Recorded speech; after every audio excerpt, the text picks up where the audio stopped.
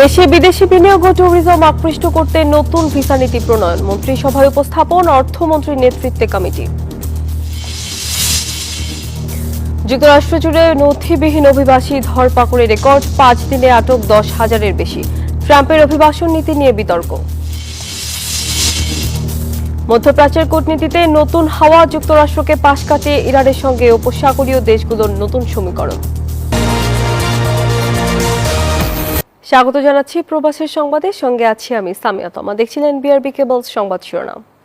এবারে পুরো খবর। দেশে বিদেশি বিনিয়োগ ও ট্যুরিজম আকৃষ্ট করতে দীর্ঘ 20 বছর পর নতুন ভিসা নীতি প্রণয়ন করেছে সরকার। বৃহস্পতিবার এটি মন্ত্রিসভার বৈঠকে উপস্থাপন করা হয়েছে। প্রস্তাবটি সমৃদ্ধ করতে অর্থমন্ত্রীর নেতৃত্বে একটি কমিটিও গঠন করা হয়েছে।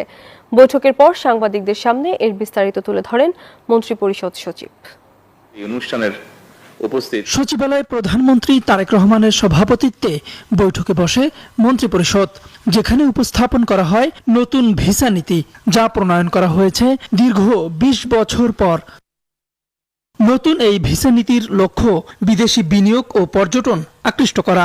এ লক্ষ্যে ভিসা প্রক্রিয়া আরও সহজ করতে চায় সরকার। মন্ত্রিসভার বৈঠক শেষে এ বিষয়ে সাংবাদিকদের বিস্তারিত জানান মন্ত্রিপরিষদ সচিব।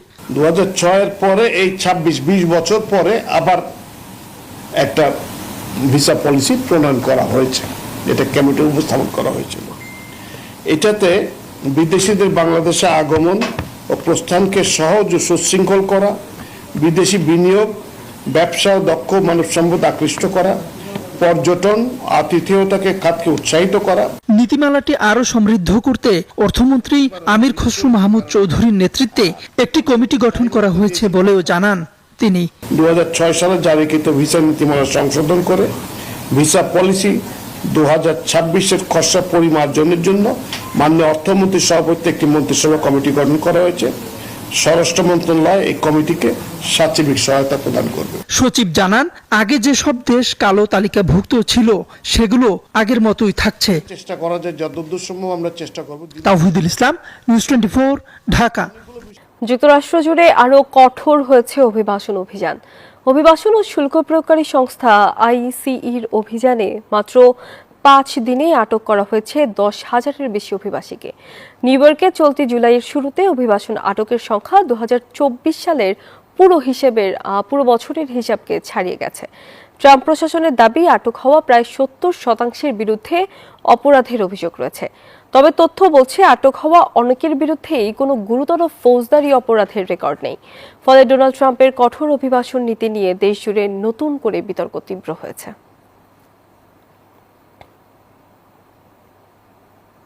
জন্মস্থান নীতির ভিত্তিতে নাগরিকত্ব বন্ধ করে দিলে যুক্তরাষ্ট্রের জননীতি ও অর্থনীতিতে বিপর্যয় নেমে আসত বলে মনে করছেন বিশেষজ্ঞরা। কারণ অভিবাসীরা $7.5 ট্রিলিয়নেরও বেশি ডলারের অবদান রাখছেন দেশটির অর্থনীতিতে। বিশেষজ্ঞরা বলছেন, 100 বছরের পুরনো এই অধিকার টিকে যাওয়ায় শুধু লাখো অভিবাসী পরিবারই স্বস্তি পায়নি, বরং সুরক্ষিত হল মার্কিন অর্থনীতির দীর্ঘমেয়াদী ভবিষ্যৎ। বিশ্বের হাতে গোনা যে 30টির মতো দেশ জন্মস্থান নীতির ভিত্তিতে নাগরিকত্ব দেয়, তার মধ্যে যুক্তরাষ্ট্র অন্যতম। কানাডা, মেক্সিকো, ব্রাজিলের মতো দেশগুলো এই উদারনীতি ধরে রাখলেও ট্রাম্প প্রশাসন একে বার্থ ট্যুরিজম আখ্যা দিয়ে বন্ধ করতে চেয়েছিল। তবে ট্রাম্পের জন্মসূত্র নাগরিকত্ব বাতিলের নির্বাহী আদেশকে সরাসরি অসাংবিধানিক আখ্যা দিয়ে তা বাতিল করে দেন মার্কিন সুপ্রিম কোর্ট। এতে ক্ষোভ প্রকাশ করেন প্রেসিডেন্ট ডোনাল্ড ট্রাম্প।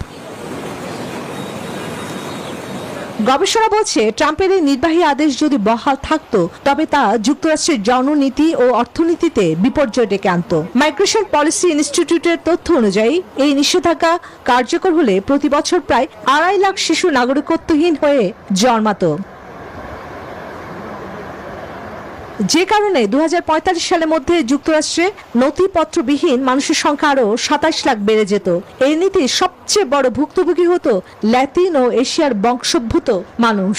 অথচ সেন্টার ফর মাইগ্রেশন স্টাডিজের হিসাব বলছে, জন্মসূত্রে নাগরিকত্ব পাওয়া এই অভিবাসীরা মার্কিন অর্থনীতিতে কর ও উৎপাদন মিলিয়ে প্রায় $7.7 ট্রিলিয়ন অবদান রাখছে এবং রাখবে। চন্দ্রা, নিউজ 24। ট্যুরিস্ট ভিসায় আমেরিকায় গিয়ে সন্তান জন্মালে অভিবাসন জটিলতা নিয়ে জানাতে যুক্তরাষ্ট্রের নিউ ইয়র্ক থেকে যুক্ত হয়েছেন attorney at law Moin Chowdhury. জনাব মঈন, আশা করি শুনতে পাচ্ছেন। জানাবেন যে কেউ ট্যুরিস্ট বা ভিজিট ভিসায় আমেরিকায় গিয়ে সন্তান জন্ম দিলে তারা কি সরকারি সহায়তা নিতে পারেন কিনা, এবং আরেকটি বিষয় জানাবেন যে অভিভাবকরা কি কোনো ধরনের আইনি বা অভিবাসন জটিলতায় পড়তে পারেন? ধন্যবাদ সবাইকে। আসলে গতকালকে না 30শে জুন যে রায়টা হয়েছে যুক্তরাষ্ট্রের সুপ্রিম কোর্ট 6-3, আমার 6 জন জাস্টিস এক পক্ষ রায় দিয়েছেন। ট্রাম্পের যে অভিবাসনের একটা আদেশ ছিল যে জন্মসূত্রে আমেরিকার নাগরিকত্ব পাবে না যাদের মা বাবা আমেরিকার সিটিজেন বা গ্রিন কার্ড ধারী না, এটা সুপ্রিম কোর্টের আদেশের কারণে এই ট্রাম্পের আদেশটা বাতিল হয়ে গেল। আর কোনো সমস্যা নাই, যারা আমেরিকায় থাকুক না কেন, যে কোনো ভিসায় আসুক না কেন, তারা যদি আমেরিকায় তাদের সন্তান জন্ম হয় তারা আমেরিকার নাগরিক হবে। জটিলতা হচ্ছে যারা ট্যুরিস্ট ভিসায় আমেরিকাতে অবস্থান করবে তারা যদি সরকারি সুযোগ সুবিধা নেয় তাহলে তারা পরবর্তী আবার ট্যুরিস্ট ভিসা প্রাপ্তি বা কোনো ধরনের সরকারি কোনো ধরনের ইমিগ্রেশন বেনিফিট পেতে সমস্যা হবে। এবং তারা যদি বাচ্চা জন্ম হওয়ার কারণে আমেরিকায় থাকতে চায়, এটা এই দেশের আইনে এখন কোনো সময় ছিল না, তবে বাচ্চা যদি তারা যদি কন্টিনিউয়াস প্রেজেন্ট থাকে আমেরিকাতে অবৈধভাবে 10 ইয়ার্স থাকলে তারা কিন্তু এই যে ক্যান্সেলেশন রিমুভালের অধীনে গ্রিন কার্ড জন্য আবেদন করতে পারে যদি বাচ্চার কোনো সমস্যা থাকে। তো সরকারি সুবিধা নেওয়াটা ট্যুরিস্ট ভিসা এসে এই বর্তমান সরকার, অতীতের সরকার কোনো সময় এটা এনকারেজ করে নাই, পরবর্তীতে ভিসা পেতে সমস্যা হবে। তবে গ্রিন কার্ড প্রাপ্তিতে যদি কোনো সন্তান আমেরিকায় জন্ম হয় যে 21 ইয়ার্স যদি তার বয়স হয় আমেরিকার নাগরিক হিসাবে, তখন সে 21 ইয়ার্স পরে সে তার প্যারেন্টস যেই দেশে থাকুক না কেন তার জন্য আমেরিকার গ্রিন কার্ড জন্য অ্যাপ্লাই করতে পারে। সেই ক্ষেত্রে তাকে 21 বছর অপেক্ষা করতে হবে। আর যদি আনডকুমেন্টেড আমেরিকায় থাকতে পারে 10 বছর, তখন তারা ক্যান্সেলেশন রিমুভালের মাধ্যমে গ্রিন কার্ড পেতে পারে। তবে আমরা সবাইকে অনুরোধ করব, যারা বিশ্বে অন্য দেশ থেকে আমেরিকা আসেন না কেন, টুরিস্ট থাকা অবস্থায় সরকারি বেনিফিট নেওয়াটা এই দেশের সরকার এনকারেজ করে না। জি, ধন্যবাদ আপনাকে আমাদের সঙ্গে যুক্ত হবার জন্য। নিউ ইয়র্কের রাজনীতিতে বাংলাদেশি প্রার্থীদের উপস্থিতি বাড়লেও জয়ের পথে বড় বাধা হয়ে থাকছে প্রবাসীদের ভোট কেন্দ্রে যাওয়া অনীহা। টেস্ট অ্যাসেম্বলি ডিস্ট্রিক্ট 30 আসনে মাত্র 11 ভোটে পিছিয়ে থাকা প্রার্থী শামসুল হকের দাবি, বাংলাদেশি ভোটাররা কেন্দ্রে গেলে ফল ভিন্ন হতে পারত। নির্বাচনের আগে ব্যাপক প্রচারণা চালানো হলেও ভোটের দিন উপস্থিতি ছিল মাত্র 39%। তার মতে একটি ভোটে কি আসে যায়। বাংলাদেশি অভিবাসী ভোটারদের এই মানসিকতাই কমিউনিটির রাজনৈতিক শক্তিকে দুর্বল করছে। তাই ভোটার সচেতনতা ও অংশগ্রহণ বাড়াতে সমষ্টিগত উদ্যোগের ওপর জোর দিচ্ছেন তিনি।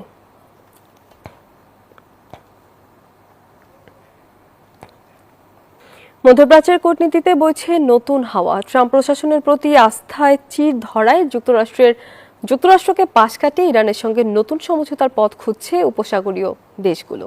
যুদ্ধ পরবর্তী সময়ে নিজেদের অর্থনৈতিক করিডোর সচল রাখা এবং সরাসরি সংঘাত এড়ানোই এর মূল লক্ষ্য। যুদ্ধ থেমেছে, তবে তীব্র হয়েছে কূটনীতির লড়াই। মধ্যপ্রাচ্যের নতুন সমীকরণে সবচেয়ে বড় শক্তি এখন ক্ষেপণাস্ত্র নয়, হরমুজ প্রণালী। বিশ্বের জ্বালানি সরবরাহের প্রাণরেখা এই সংকীর্ণ জলপথকে ঘিরেই নতুন হিসেব নিকেশে ব্যস্ত তেহরান, ওয়াশিংটন ও উপসাগরীয় দেশগুলো। মাত্র 21 মাইল প্রশস্ত হরমুজ প্রণালীর কৌশলগত গুরুত্বকে কাজে লাগিয়ে আলোচনার টেবিলে নিজের অবস্থান আরও শক্ত করছে ইরান। পারমাণবিক অস্ত্রের চেয়েও শক্তিশালী হরমুজের মতো এক হাতিয়ার আছে ইরানের। এই অস্ত্র তারা যখন খুশি ব্যবহার করতে পারে। নিজেদের এই কর্তৃত্ব ধরে রাখতে সবকিছু করবে তেহরান। ওমান, কাতার ও সৌদি আরবের ধারাবাহিক বৈঠকে গুরুত্ব পাচ্ছে যুদ্ধ পরবর্তী নিরাপত্তা, হরমুজে নিরাপদ নৌ চলাচল এবং সহাবস্থানের নতুন কাঠামো। এমনকি নিরাপদ নৌ চলাচলের বিনিময়ে ইরানকে সার্ভিস ফি দেওয়ার সম্ভাবনাও রয়েছে আলোচনায়, যদিও এ ধরনের ব্যবস্থার বিরোধিতা করছে যুক্তরাষ্ট্র ও তার মিত্ররা। যুক্তরাষ্ট্রকে পাশ কাটিয়ে উপসাগরীয় দেশগুলো যদি নিজেদের নিরাপত্তার স্বার্থে ইরানের সঙ্গে আলাদা চুক্তিতে পৌঁছায়, সেটি মোটেও অস্বাভাবিক হবে না।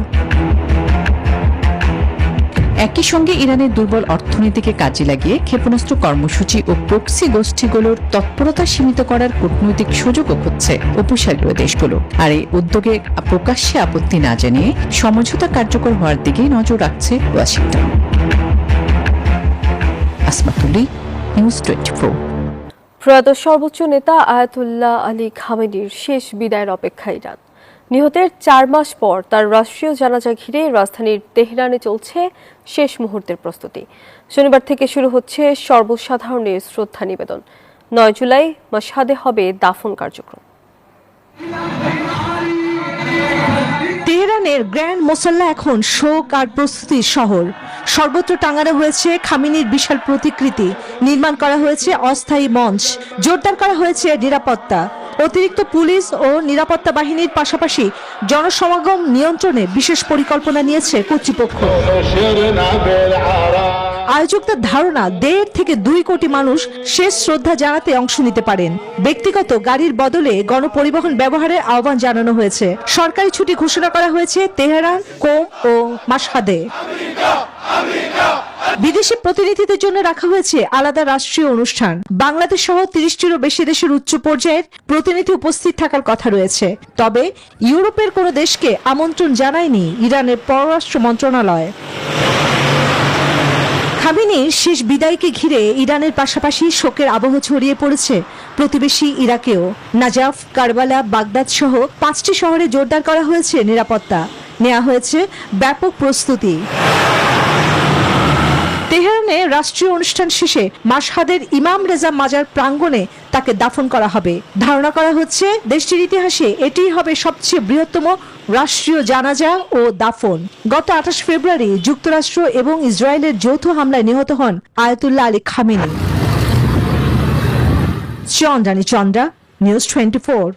যুক্তরাষ্ট্র ইসরায়েলের হামলায় নিহত ইরানের সর্বোচ্চ নেতা আয়াতুল্লাহ আলী খামেনির শেষ বিদায় ঘিরে 6 দিনের রাষ্ট্রীয় কর্মসূচি ঘোষণা করেছে তেহরান।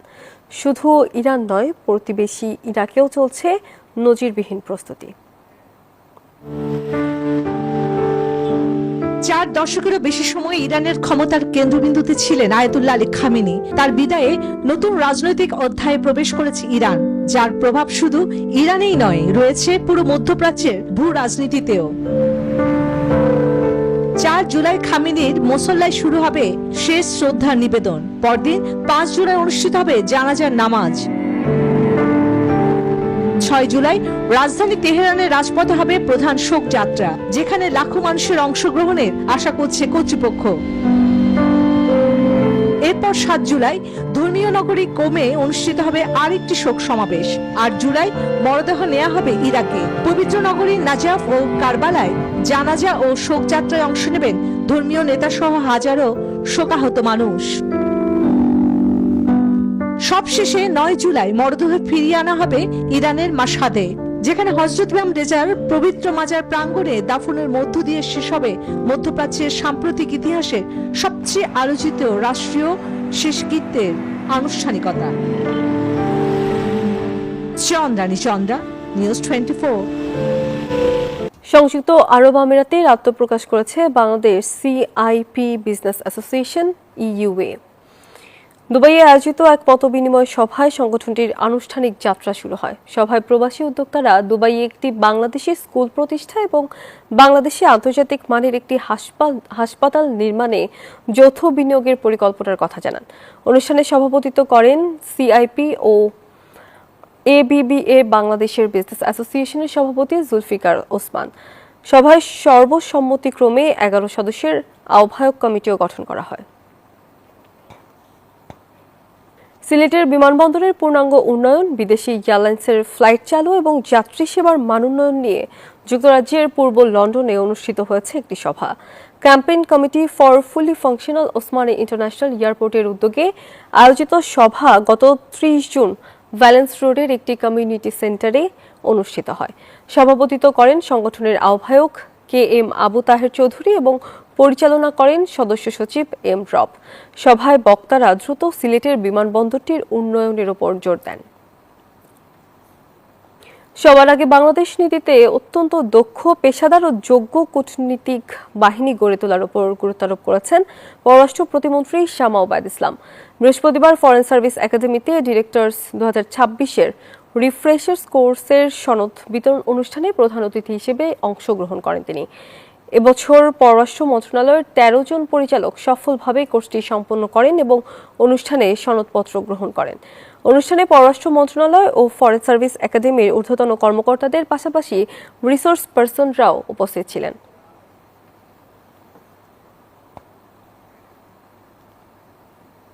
লিটন দাস লঙ্কান প্রিমিয়ার লিগের কারণে জিম্বাবুয়ের সাথে টি-20 সিরিজের সময় ছুটি নিয়েছেন। সেজন্য তাওহিদ হৃদয়কে অধিনায়ক করে রোডেশিয়ানদের সাথে ক্রিকেটের সংক্ষিপ্ত ফরম্যাটে সিরিজের জন্য দল ঘোষণা করেছে বিসিবি। মোসাদ্দেক ও ইয়াসির রাব্বিকে স্কোয়াডে সুযোগ দেওয়ার কারণে জানান প্রধান নির্বাচক হাবিবুল বাশার সুমন।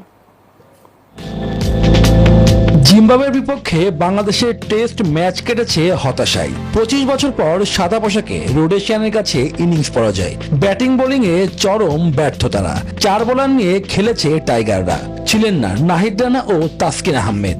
টেস্ট ক্রিকেটে আমরা তো আসলে খুব বেশি পরিবর্তন করি না। আমাদের ব্যাটিং লাইন আপ যা আছে তাই আছে। আমাদের এখানে শুধু নিয়মিত ব্যাটারদের মধ্যে লিটন ইনজুরির কারণে খেলতে পারে নাই।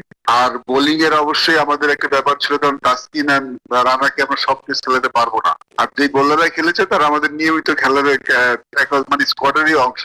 রোডেশিয়ানদের বিপক্ষে টি-20 স্কোয়াডে ফিরেছেন মোসাদ্দেক হোসেন সৈকত ও ইয়াসির রাব্বি। বাদ পড়েছেন শামীম পাটোয়ারি। লিটন লঙ্কান প্রিমিয়ার লিগে খেলার কারণে ছুটি নিয়েছেন। আমাদের Mosaddek Hossain for his allrounder ability. আমাদের 5 জন বোলার নিয়ে কিন্তু 6 নম্বর বোলার মাঝে দরকার হয়। ভালো ফর্মে আছে, হোয়াইট বল ফর্মেটে। আশা করছি ওর ব্যাটিং স্টাইলটা এবং বোলিংটা আমাদের ক্রিকেট ফর্মেটে কাজ করবে। আর Yasir Rabbi one of the power hitter, যদিও ওর পারফরমেন্সটা ওরকম নট সামথিং টু বি মানে talk about, but I think is one of the few যে ক্লিয়ার করতে পারে বাউন্ডারি। সামনের এট দিস মোমেন্ট পারফরমেন্সটা ঠিক আশাব্যঞ্জক নয়। আগামী বছর ওয়ানডে বিশ্বকাপ, সেজন্য এই ফরম্যাট নিয়ে খুব একটি পরীক্ষা নিরীক্ষা করতে চান না নির্বাচকরা।